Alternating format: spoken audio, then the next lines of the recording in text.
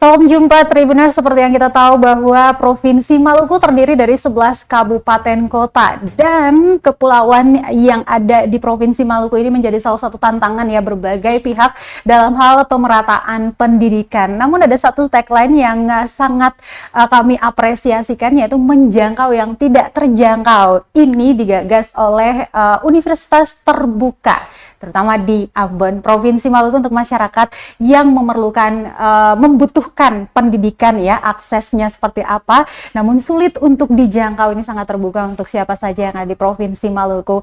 Membahas lebih jauh terkait dengan keberadaan Universitas Terbuka Ambon di Provinsi Maluku untuk masyarakat di 11 kabupaten kota, kami langsung mengundang Direktur Universitas Terbuka Pak Yuli Tirtaryandi El Ansyori di studio tribunambon.com yang berada tepat di Jalan Jenderal Sudirman, Batu Merah, Sirima, Kota Ambon. Selamat sore.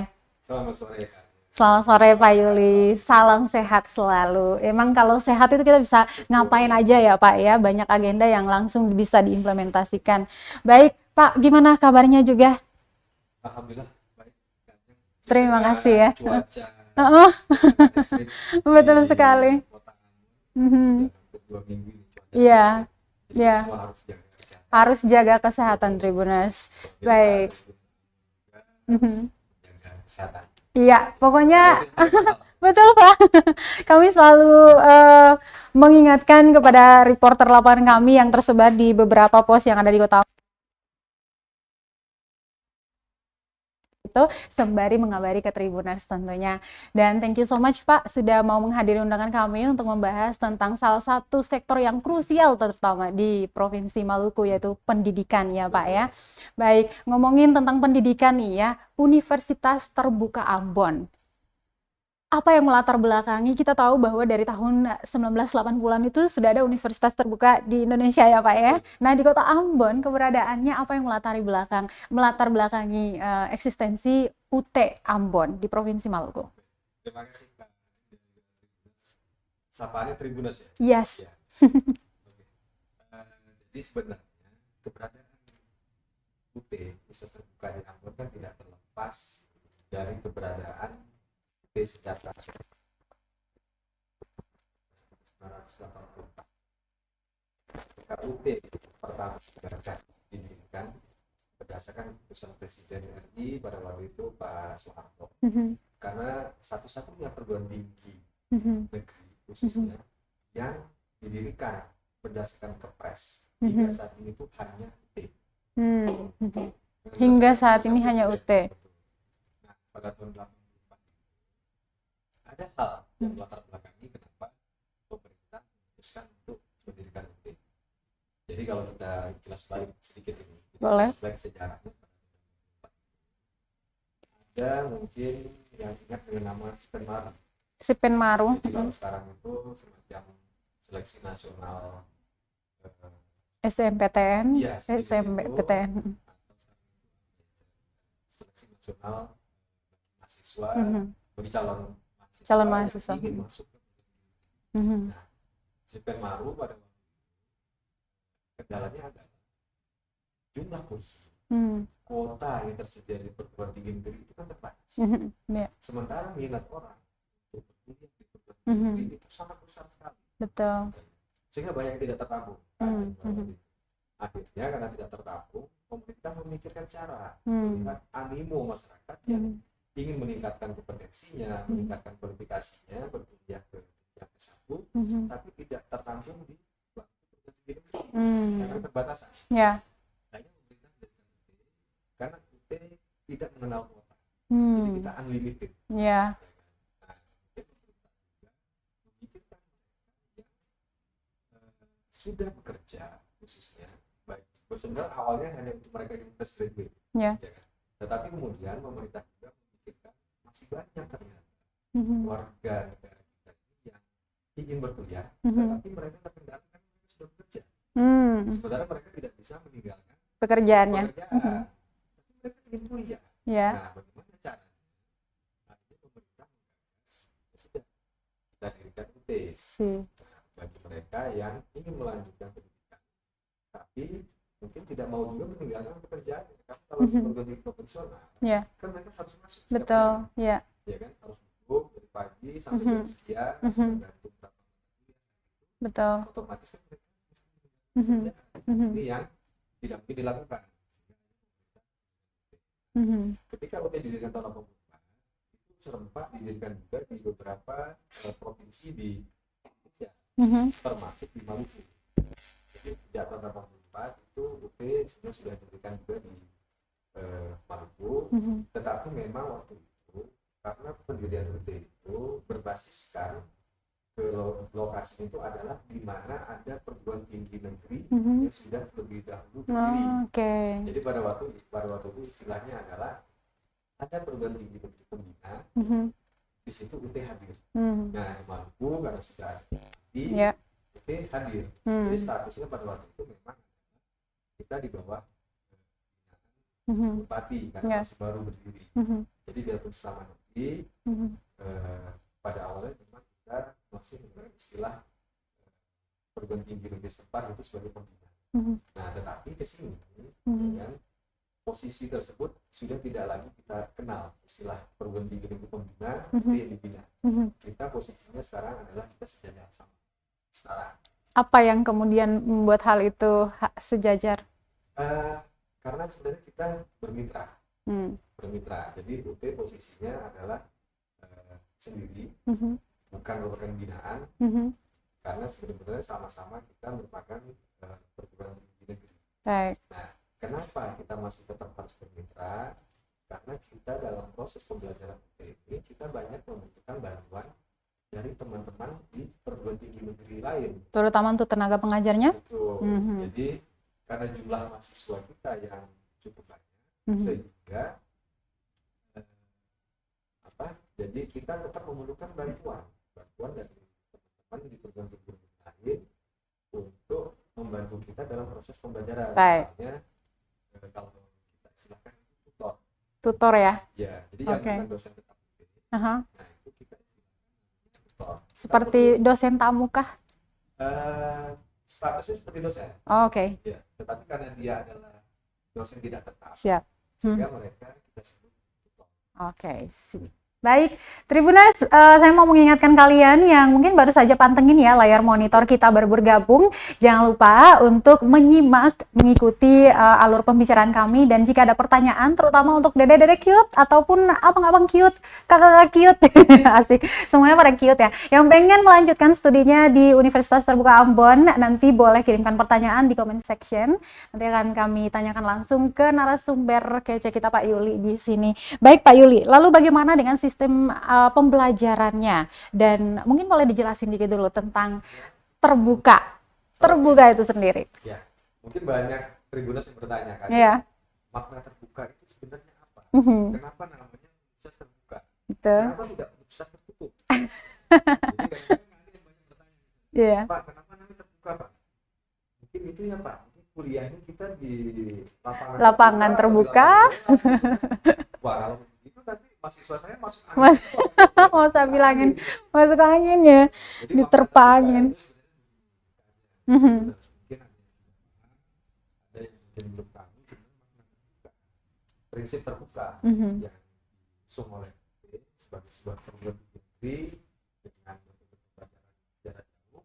Terbuka itu adalah kita terbuka bersama tanpa ada batasan. Makanya kita hari ini kan adalah lintas dimensi ruang. Iya. Tanpa ada batas. Artinya begini, terbuka misalnya bagi semua lulusan SLTA sederajat, SMA, SMK, madrasah aliyah, itu adalah kan termasuk paket C. Nah, jadi Tribuners kalau misalnya dulu ada yang lulus dari paket C, tidak usah khawatir. Mungkin kalau di tempat lain susah ya, paket C untuk bisa meneruskan pendidikan ke jenjang sarjana atau diploma. Nah, kalau di UT, paket C pun bisa. Di UT paket C pun diterima bisa, gitu ya? Karena itu setara dengan SLTA sederajat. Nah, kemudian tahun ijazah kita batasi.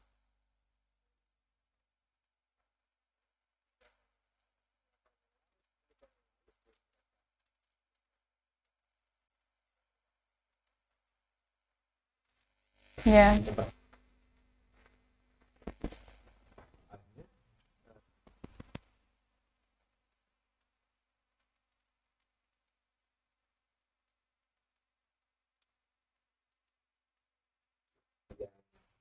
lulusan oleh SMA maka Pak itu Baik, apakah UT mematahkan ya beberapa peraturan mungkin yang diterapkan oleh sejumlah universitas di luar sana terkait dengan batas usia kelulusan seperti itu, atas usia tertentu ketika mau masuk di perguruan tinggi seperti itu?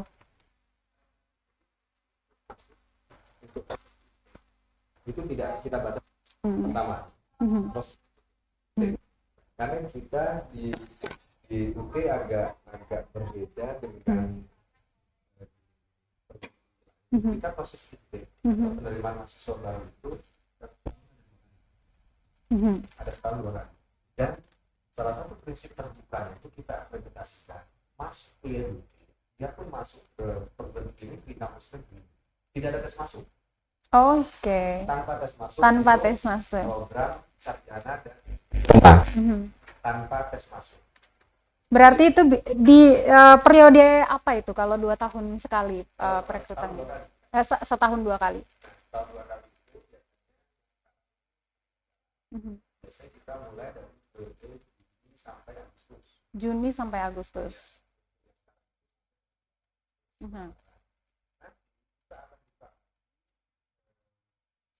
Sekitar bulan antara Januari sampai Maret. Berarti setiap tahun ada jadi kita setahun 2 kali. Nah kemudian satu lagi kan, prinsip terbuka proses nanti keluar kita itu juga menonton tidak ada istilah perlu karena kemampuan setiap orang itu berbeda karena itu kan tidak ada tes sehingga orang bagus tidak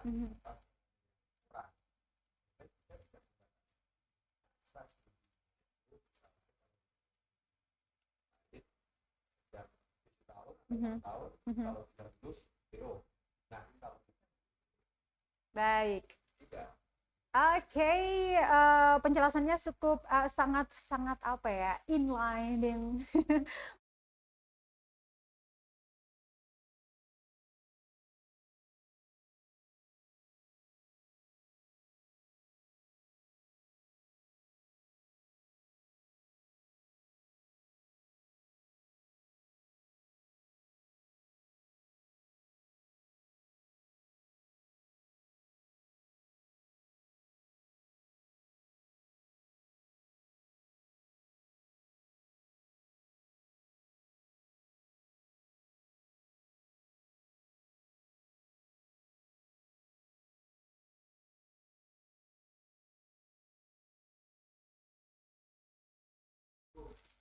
ya, Tribuners, obrolan kami masih terkait dengan eksistensi dan juga seperti apa sih sistem akademik atau pembelajaran yang kemudian diterapkan oleh UT Ambon bagi para mahasiswanya tentunya, dan tadi sangat luar biasa ya karena semacam sangat memahami begitu, fleksibel sekali dengan karakteristik para mahasiswa, terutama bagi mereka yang pekerja mungkin Pak, atau mereka yang tidak mau terlalu terburu-buru nih. Nah, ini apakah juga berdampak terhadap biaya perkuliahan itu sendiri? Otomatis nih kan misalnya untuk S1 di perguruan tinggi rata-rata taruhlah 4-5 tahun mungkin atau bahkan 6 tahun ya. Jadi per semesternya tuh dibayarin tuh setiap semester full gitu. Bagaimana dengan di UT? Semakin lama semakin banyak biaya yang dikeluarkan Kak?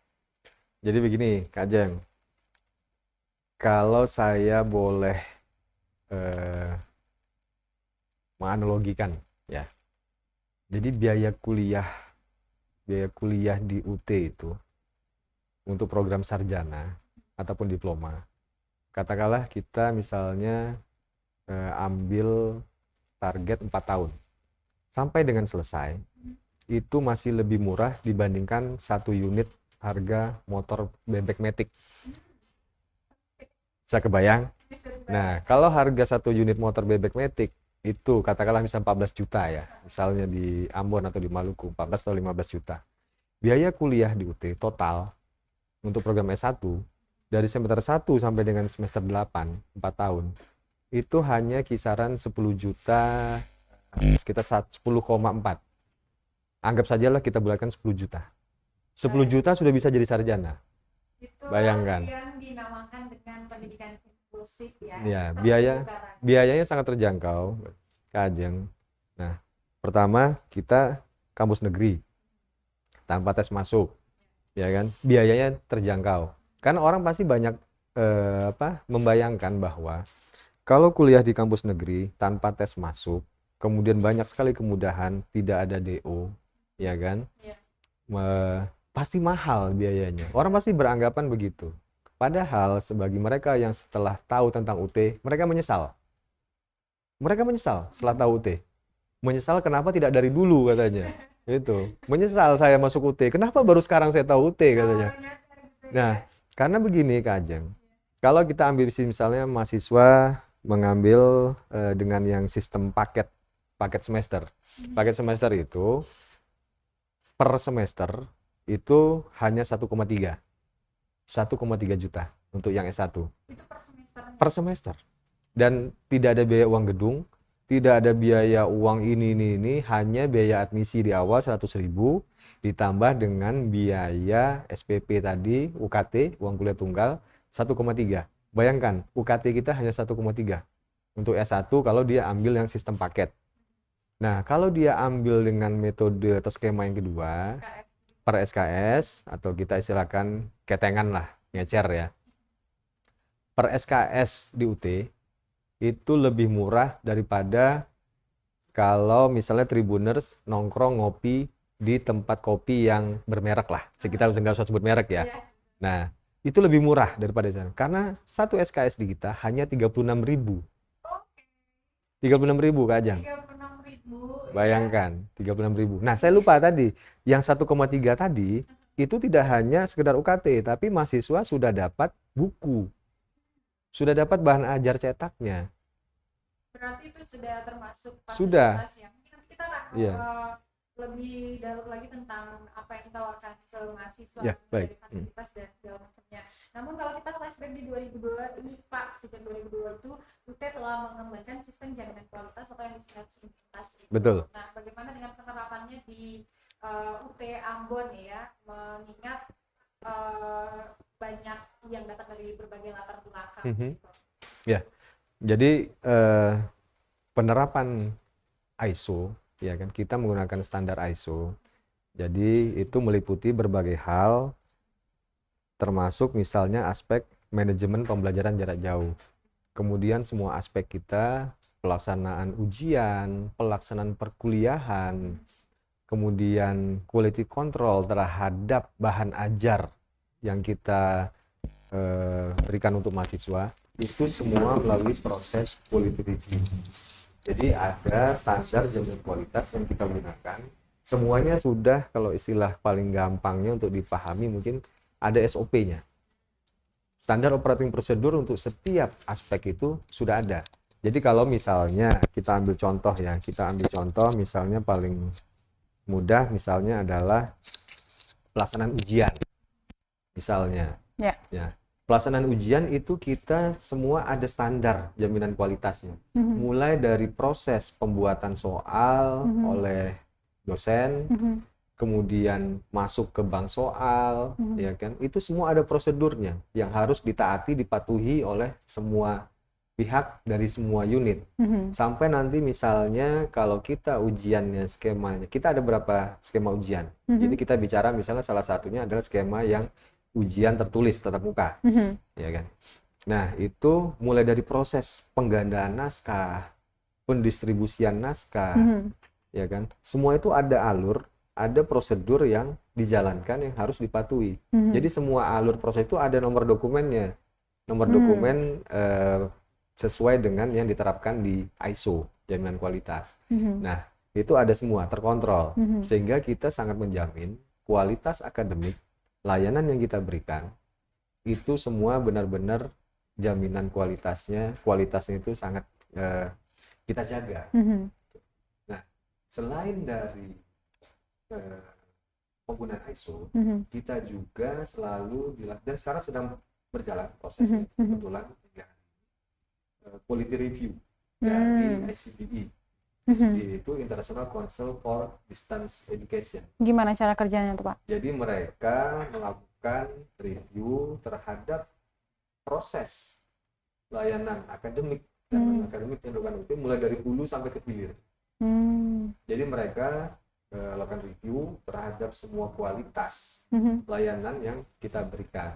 Jadi ICDE ini adalah lembaga internasional yang berada di luar negeri, di Oslo, di Norwegia, yang khusus melakukan quality review, ya kan, memastikan bahwa kualitas layanan akademik yang diberikan oleh sebuah perguruan tinggi penyelenggara pendidikan jarak jauh seperti UT, karena kan Open University itu tidak hanya di Indonesia, banyak di Cina ada, bahkan yang pertama itu kan di UK. Jadi perguruan tinggi penyelenggara distance education itu tidak hanya UT sebenarnya. Malaysia punya, ya kan, Singapura punya, India punya, Cina punya, Inggris punya. Jadi seperti itu. Dari hasil quality review itu ada yang tidak tercentang begitu, Bang? Alhamdulillah kalau sampai hari ini hasilnya bagus, kita selalu mendapat pengakuan untuk standar ISO tersebut, baik itu misalnya dari lembaga sertifikasi ISO, misalnya ada lembaga seperti SGS yang kita gunakan, kemudian ada beberapa lembaga lain yang memang sudah diakui untuk proses penjaminan kualitas, termasuk juga di dunia pendidikan. Nah, kalau akreditasi oleh Ban PT itu sudah pasti, ya kan, sudah pasti kalau itu, ya, itu wajib, kudu, kalau kata orang kudu. Jadi tidak ada usah ada keraguan bagi Tribuners. Mungkin bertanya akreditasinya apa gitu kan? Karena kita negeri, akreditasinya kalau untuk perguruan tinggi akreditasi kita B, perguruan tingginya, tapi kalau untuk program studi dari 43 program studi yang ada di UT itu sekitar 13 program studi itu sudah mendapatkan akreditasi A, yang lainnya B. Oke. Ya. Dari 40 sekian sudah ada 13 yang A dan selebihnya B. Ya. Oke. Ya, ini menarik nih, Pak. Selama kita di masa-masa pandemi kan, semua sistem pembelajaran tatap muka itu dialihkan dengan pembelajaran jarak jauh. Sementara UT sudah menerapkannya dari jauh-jauh hari sebelumnya begitu. Adakah hal-hal yang mengagetkan juga dalam hal pendeliverian materi dan segala macam di masa-masa itu, dan harus beradaptasi seperti itu, Pak? Ya, terima kasih Kak Ajeng. Ini pertanyaan bagus dan saya tunggu dari tadi sebenarnya, ya kan? Karena inilah sebenarnya menunjukkan nilai kompetitif, keunggulan dari kita UT. Nah, jadi Kak Ajeng, kalau kami di UT, ya kan, mungkin Tribuners pernah mendengar ada pepatah dalam bahasa Inggris itu namanya blessing in disguise. Sorry? Blessing in disguise. Jadi itu adalah anugerah di balik musibah. Bagi kami, pandemi COVID yang terjadi sejak Maret 2020 sampai dengan awal tahun ini sampai dengan dicabutnya status pandemi oleh Pak Jokowi, itu bagi kami sebuah berkah. Dalam hal apa? Nah, pasti bertanya, oh berarti UT ini ya berdiri di atas penderitaan orang lain ini gitu kan. Oh, tidak begitu. Jadi begini, bagi kami ada berkah.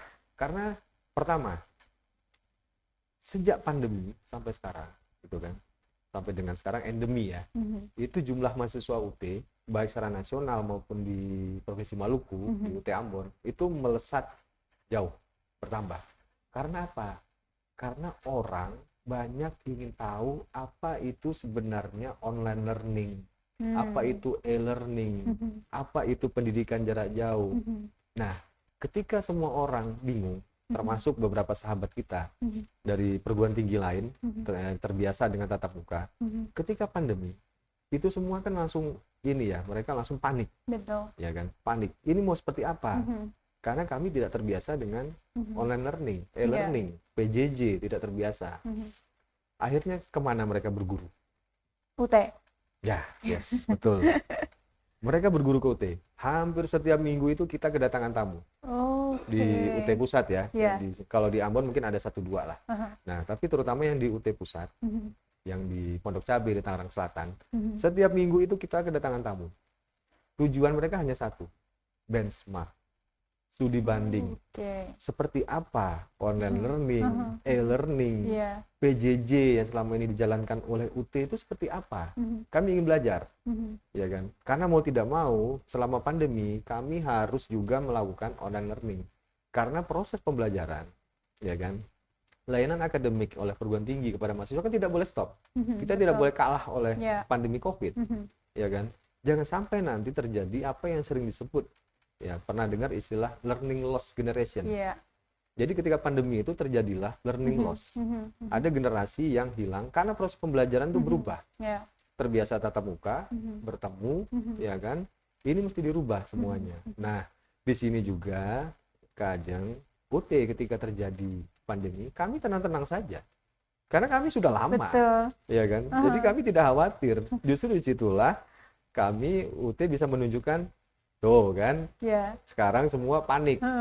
Ya kan, ketika pandemi, bingung mau online learning seperti apa. Karena kami sudah lama mempersiapkan infrastruktur untuk online learning itu sudah lama, Kak Ajeng. Yang namanya tutorial online, online learning, kita itu dari tahun 99 atau 2000 itu kita sudah lakukan untuk online learning itu. Baik, Pak. Ya kan? Salah satu tantangannya kami di Provinsi Maluku yakni keterhubungan ya, yaitu salah satunya ya sinyal internet tentunya. Betul, yes, betul sekali. Saya sering sekali jalan-jalan ke Pulau Seram yang paling ujung. Kemudian ke daerah-daerah yang sulit dijangkau. Keterhubungannya itu sangat-sangat sulit sekali seperti itu. Nah, bagaimana UT menyesuaikan sistem pembelajarannya dengan mungkin mahasiswa yang ada di daerah-daerah? Karena ini Provinsi Maluku yang tersebar di, meskipun mungkin ada jaringan, tapi ya ngadat gitu Pak, agak susah. Betul. Baik, makasih Kak Ajeng. Ini pertanyaan kedua smart question kalau saya bilang. Kalau sampai 3 kali nanti Mbak Ajeng dapat, Kakak Ajeng dapat gelas tribun. Kalau sudah 3 kali. Nah, jadi ini banyak orang bertanya, ya kan? UT kan sekarang semakin menggalakkan online learning. Online learning. Online learning itu membutuhkan koneksi internet, ya kan? Sementara berapa hari yang lalu saya sempat ngobrol juga dengan teman-teman kita, sahabat kita dari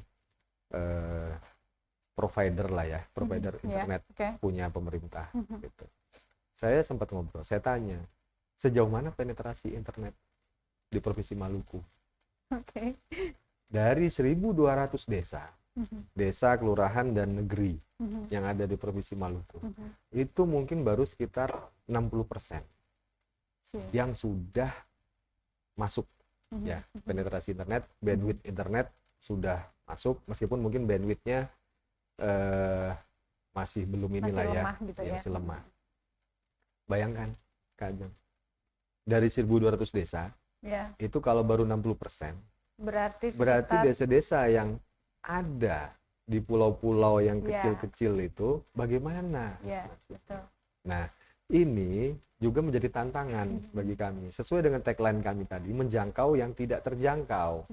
Jadi kami harus tetap bisa menjangkau mereka yang tidak terjangkau oleh jaringan internet tadi. Tentunya strateginya kita rubah. Apa tuh Pak? Nah, kalau kita tidak bisa masuk ke sana melalui online learning, kita pakai modus yang biasa, konvensional. Nah, jadi mahasiswa UT itu kan kita bekali juga dengan apa yang kita sebut bahan ajar cetak. Modul? Buku, modul. ya kan? Kita lebih simple bilang saja modul. Modul itu sebenarnya sekarang itu ada 2 versi.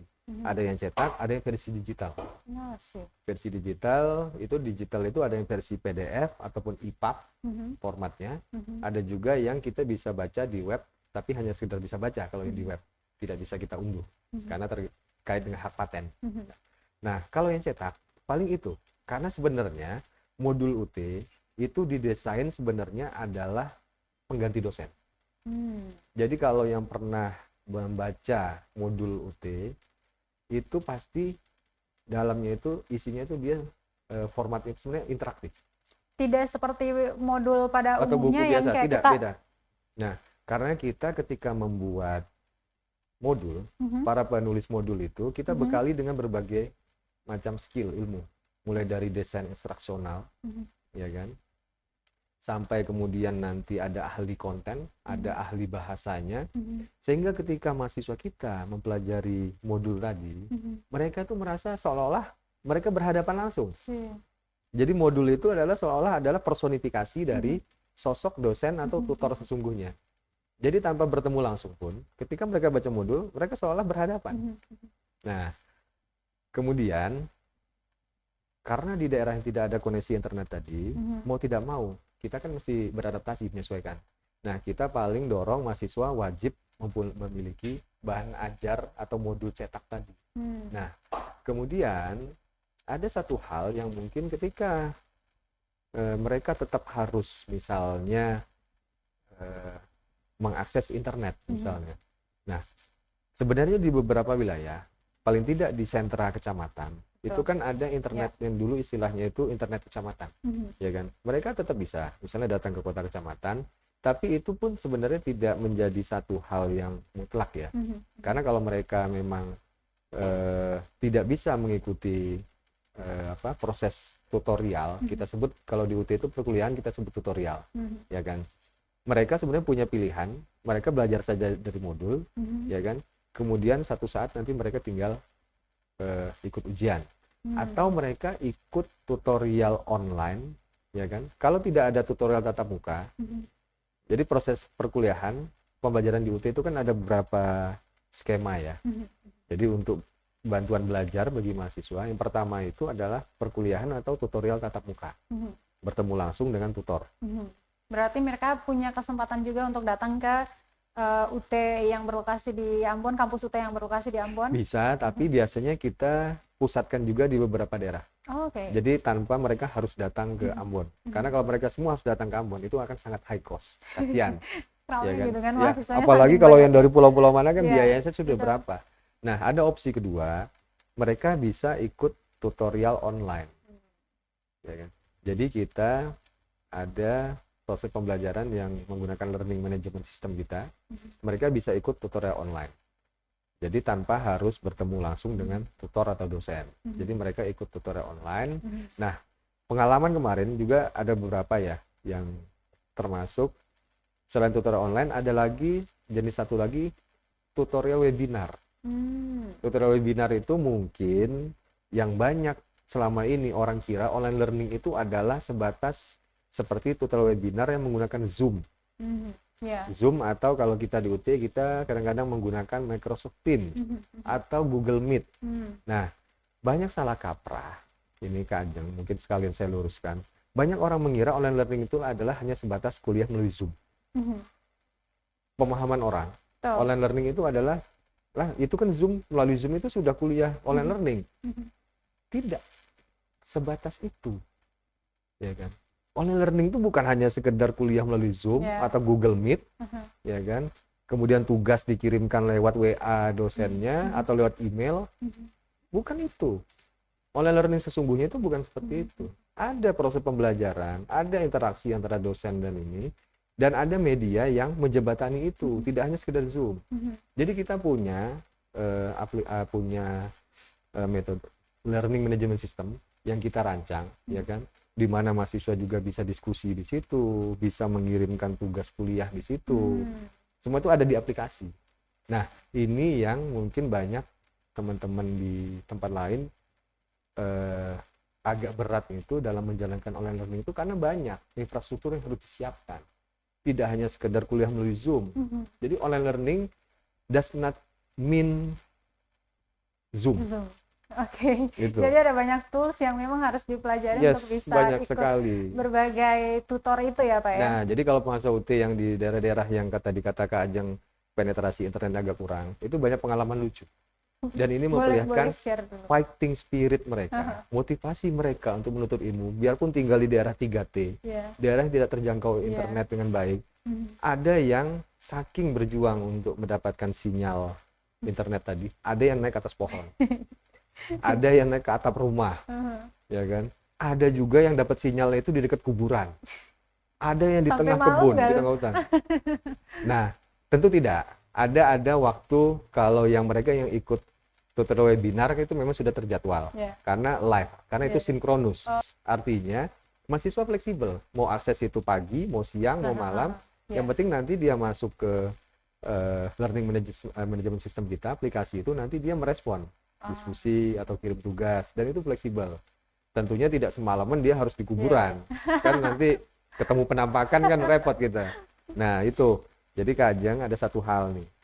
Jadi karena mereka punya fighting spirit, motivasi. Bahkan ketika ujian pun, mungkin di segmen terakhir ya, kita bisa bicara tentang ujian di UT. Nah, ada satu hal yang berdampak karena terbiasa manajemen waktunya dan lain-lain. Pada tahun 2019 Kak Ajeng. Nah, ini kan karena sedang mulai hangat lagi menjelang katanya mau ada tes PNS lagi. Ya kan di tahun ini atau di tahun depan. 2019 itu alumni UT yang lolos PNS. CPNS tahun 2019 itu 9.436 orang. Jumlah itu jauh dibandingkan alumni dari perguruan tinggi negeri lain. Ya kan sebut saja UGM, UI, dan lain-lain. Itu masih di bawah kita. Jadi tahun 2019, 9.436 alumni UT itu lolos sebagai CPNS 2019. Banyak yang mungkin belum tahu. Ya kan? Bukan dari UGM, bukan dari UI, bukan dari Undip, bukan dari Unair. Itu secara nasional ya di tahun. Secara nasional. Dan sebagian ada di Ambon. Nah itu salah satu cerita sukses sih lulus dari UT ya. Betul sekali. Harus bersaing dengan begitu banyak lulusan dari berbagai tinggi. Nah itu kan sebenarnya bukti ini Kajeng. Jadi bukti bahwa kualitas lulusan UT itu tidak kalah. Karena kan orang mungkin banyak beranggapan, ya kan? Apalagi ada ya, jadi ceritanya itu semacam bisik-bisik tetangga. Kamu kok nggak pernah ini ya, Ale tidak pernah kelihatan berangkat kuliah, ya kan? Tahu-tahu wisuda, itu kan? Ternyata dia kuliah di UT, jadi UT kan memang tidak kelihatan aktivitas dia berangkat kuliah kapan, pulang kuliah kapan. Kayak nggak berasa anak kuliah, harus makanya, ada pulang kampungnya. Makanya itu ada cerita di beberapa tempat. Bahkan itu ada yang karena jadi bahan gosip. Betul. Ya kan? Diam-diam terima ijazah gitu. Iya, akhirnya didatangi sama kadesnya. Ya kan? Ini warga resah katanya. Kamu ini tidak kuliah kok tiba-tiba sudah wisuda pakai toga katanya kan. Kuliah di mana katanya. Jangan ngaku-ngaku sarjana. Ali jangan bohongi masyarakat. Ya. Terus dia baru cerita. Ini kuliah di UT gitu kan. UT memang seperti itu. Jadi kita itu sekarang tagline itu daftar bisa dari rumah, kuliah bisa dari rumah, ujian pun bisa dari rumah, tidak harus keluar rumah. Jadi ada beberapa skema ujian ya kan di kita. Apa aja tuh Pak? Nah, skema ujian itu kita ada namanya ujian tatap muka. Ujian tatap muka itu kita yang versi pertama, ujian tatap muka ini adalah pernah lihat kalau ujian menggunakan lembar jawaban komputer yang menghitamkan pakai pensil 2B? Ya kan? Kita dulu UN ya. Nah, itu pakai pensil 2B menghitamkan gitu kan. Nah, itu namanya ujian tatap muka. Jadi itu adalah mahasiswa datang, kerjakan soal, nanti rata-rata satu mata kuliah itu ujiannya 90 menit. Mereka isi, tinggal menghitamkan saja. Ya kan? Tinggal memilih jawaban yang ada. Ya kan? Jadi kalaupun misalnya tidak sempat belajar, sebenarnya kan jawaban sudah ada ya. Kan tinggal pilih ABCD. Ya kan? Tinggal memilih saja. Tapi tetap harus belajar. Nah, skema yang kedua adalah kita sebut dengan ujian online. Ujian online ini ada yang jenisnya itu adalah berbasis komputer. Jadi kerjakan langsung. Jadi semacam UTBK begitu. Jadi kalau mahasiswanya datang, kerjakan di komputer, langsung pilih, klik jawaban. Nanti dalam 90 menit misal selesai, simpan, submit, nanti keluar Langsung jumlah keluar jawaban hasilnya. yang betul. Jumlah jawaban yang betul. Itu yang kedua. Kemudian ada satu lagi, tapi ini pelan-pelan mungkin akan kita hapus karena ini sebenarnya emergency ya pada Apa waktu itu? pandemi COVID. Oke. Ada ujian jenis take home exam. Oh, Jadi nanti di aplikasi kita, nanti mahasiswa mengunduh soal, kemudian dia kerjakan, dalam waktu 6 jam, jawaban harus diunggah kembali, dalam waktu maksimal 6 jam. Nah, itu jenis yang ketiga. Ada lagi yang jenis keempat, nah ini salah satu nilai kompetitifnya kita di apa UT. itu? Dan saya yakin di tempat lain belum banyak. Ya. Kita punya skema ujian yang kita sebut semi online proctoring. Pakai proktor. Iya, proctoring. Oke. Jadi semi online proctoring. Jadi ujiannya bisa dari rumah, bisa dari kantor, tanpa harus datang ke lokasi ujian. Jadi kerjakan soal di depan komputer, laptop ataupun PC, ya kan? Tapi harus ada webcamnya. Kemudian nanti ada satu lagi perangkat HP untuk sebagai proctoringnya, pengawasnya. Kayak kita mau ujian TOEFL nggak sih? Ya, TOEFL betul. Kalau kita TOEFL online, TOEFL IBT ya. Iya. TOEFL IBT itu gitu. Berarti ada proktor yang standby untuk melihat pergerakan Ada petugas si kita. mahasiswanya Iya. sih. Jadi ada petugas kita yang akan standby secara virtual, tapi mungkin dari kantor memantaunya. Mahasiswanya ujian di rumah atau di kantornya masing-masing, kan enak. Jadi tidak harus keluar rumah. Betul. Nah, ke depan rencana kita malah kita akan menerapkan apa yang kita sebut full, tidak semi lagi, tapi full online proctoring. Jadi full online proctoring ini tidak perlu lagi pakai pengawas yang dipantau melalui HP tadi. Cukup di komputer atau di PC-nya itu. Nah, nanti kalau ada gerak-gerik mata dari si mahasiswa ini yang terdeteksi janggal, kamera sensori gitu ya, Pak? nah mungkin matanya melihat ke bawah karena mau cari contekan atau apa, itu akan muncul warning. Muncul warning memperingatkan bahwa diduga si peserta ujian mahasiswa tadi melakukan kecurangan. Nah, itu yang kita sebut full online proctoring, tapi ini masih dalam proses pengembangan. Memang saya salut sama UT yang sangat melek sekali dengan transformasi digital yang kian hari kian berubah gitu. Dan mau tidak mau kan, betul, Pak, kita harus beradaptasi, ya kan. Dan kami di UT selalu berinovasi mengikuti kemajuan teknologi digital. Baik. Karena satu tagline kami yang lain adalah apa itu, Pak? Cyber University. Cyber University. Ya, satu tagline kami yang lain. Cool. Baik, Pak. Kita melaju lagi di obrolan kita. Kalau Tribuners mau bertanya, boleh silakan saja di comment section. Nanti bakal kita bahas bareng Pak Yuli di sini. Pak, tadi mereka semua berada di bawah jurusan apa saja? Oh iya. Jadi yang pasti di kami itu ada 4 fakultas. Yang pertama itu Fakultas Hukum, Ilmu Sosial, dan Ilmu Politik. Kemudian yang kedua Fakultas Ekonomi dan Bisnis. Kemudian yang ketiga itu Fakultas Sains dan Teknologi. Kemudian yang keempat itu Fakultas Keguruan dan Ilmu Pendidikan. Nah, Kak Ajeng, dulu itu orang banyak mengira di UT itu yang kuliah hanya para guru. Yang banyak masyarakat yang mengira, oh UT itu tempat kuliahnya orang FKIP.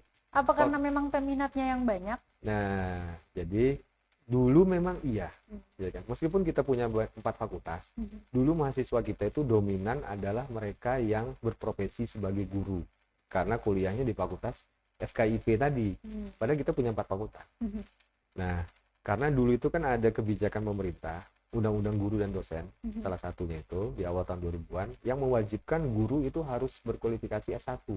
Sehingga guru-guru yang dulu masih lulusan SPG, ataupun masih lulusan D2 PGSD, mereka beramai-ramai masuk S1 untuk menempuh pendidikan S1. Karena kan salah satu syarat sertifikasi profesi guru juga kan mereka harus S1. Nah, makanya dulu jumlah mahasiswa kita yang PGSD itu banyak. Dan juga kemudian ada PG PAUD. Nah, tapi itu dulu, Kak Ajeng. Dulu juga orang kalau lihat mahasiswa UT itu rata-rata tua-tua. Iya kan? Rata-rata tua-tua. Mereka UT kan kampusnya orang tua-tua.